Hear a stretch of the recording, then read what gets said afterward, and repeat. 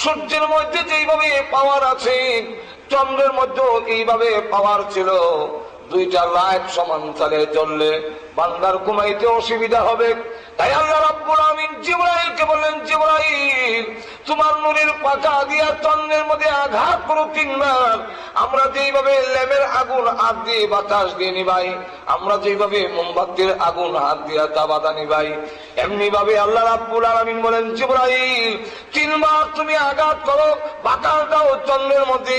জিবরাইল আলাইহিস সালামের বিশাল পাখা দিয়ে চন্দ্রের মধ্যে তিনবার বাতাস দেওয়ার পরে ওই চন্দ্রের ভিতর থেকে আলোটা সরে গিয়েছে।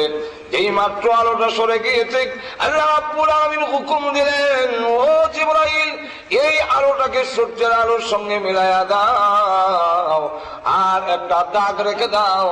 আমার বান্দা বান্দীরা চন্দ্রের দিকে তাকাইয়া এই